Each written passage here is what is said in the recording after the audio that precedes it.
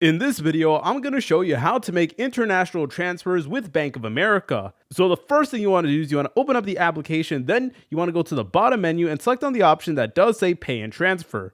You will then notice that there will be an option that says wire and it will say US or international. So all we need to do is we need to go ahead and select on that option. So from here, all you want to do is you want to go ahead and press on start a wire. And down here, you can actually see all of the available currencies that Bank of America actually does offer. So there is actually a ton of currency. So hopefully you should be able to see your currency. But anyways, guys, all you want to do from here is you want to go ahead and press on start a wire. All right. And now we need to go ahead and actually add a recipient to receive money. So to do that, all we need to do is we need to press on add a new recipient right over here. And then it is going to ask us where the account is located. So for this video, let's go ahead and work with Mexico. But if you don't see your country, go to the search bar and try looking for it. And as you're able to tell, there is a long list of countries over here, so feel free to go ahead and take a look at that. But for this video, I'm going to be working with Mexico. Then I'm going to go ahead and press on next. Over here, you want to select on what currency you want to send. So this is 100% up to you, but keep in mind, there may be some fees. For example, in this instance, we actually do get a fee if we send US dollars.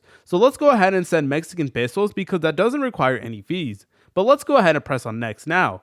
From here, you want to go ahead and select on what type of account you're sending to. I'm going to be selecting on personal. Whose account it is, you want to go ahead and select whether it's one of your accounts or another one. So for me, I'm just going to select on someone else's account. Then I'm going to go ahead and press on next right after that.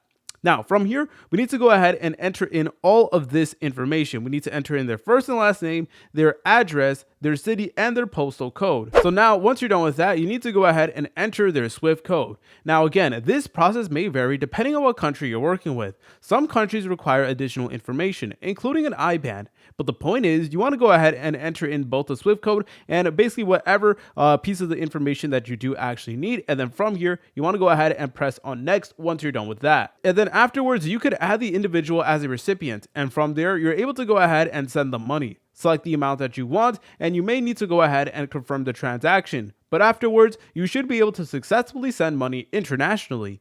If you guys found this video helpful, make sure to leave a like and subscribe. I'll see you in the next tutorial.